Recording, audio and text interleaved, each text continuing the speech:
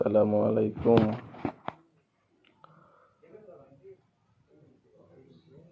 আপনারা সবাই কেমন আছেন?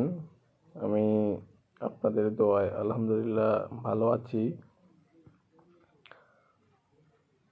তো বর্তমানে যে মাসটা চলতেছে সেটা হচ্ছে আরবিতে রমজান মাস। তো দেখতে দেখতে আমাদের মাঝে আবারও পবিত্র মাহে রমজান চলে এসেছে। 1 মাস ব্যাপী রোজা রাখার পরে আমরা ঈদ উল ফিতর উদযাপন করব। তো এটা যেহেতু ইবাদতের মাস, তো আমরা সবাই চেষ্টা করব আমরা সবাই যেন ঠিক মতো রোজা রাখতে পারি, 5 ওয়াক্ত নামাজ পড়তে পারি, দিনের পথে আসতে পারি।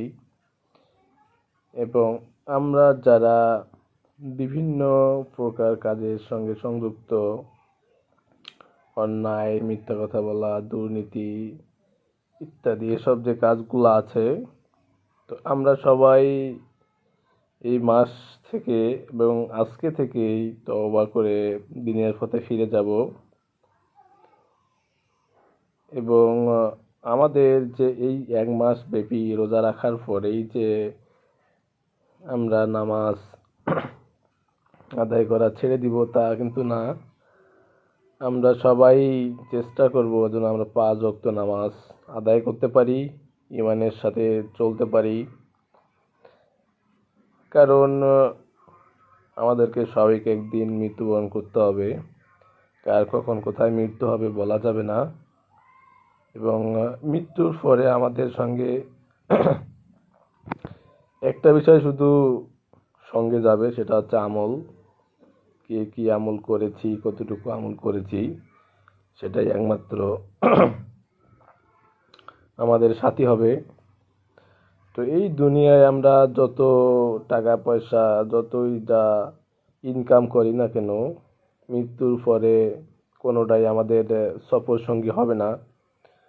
তো এজন্য আমরা চেষ্টা করব সবাই যেন আমরা দিনের পথে চলতে পারি, আল্লাহ তাআলার ইবাদত করতে পারি এবং এই পবিত্র মাহে রমজান মাসটাকে সঠিকভাবে কাজে লাগিয়ে আমাদের জীবনের সমস্ত গুনাহখাতা আল্লাহর কাছ থেকে মাফ করিয়ে নিতে পারি। আমি আশা রাখি আপনারা সবাই এই পুরো মাস রোজা রাখবেন এবং এই সময় থেকে আপনারা দিনের পথে চলে আসবেন। ইনশাআল্লাহ আমিও এ মাসে সম্পূর্ণ রোজা রাখব, আল্লাহ তাআলার ইবাদত করব। তো আপনারাও করবেন।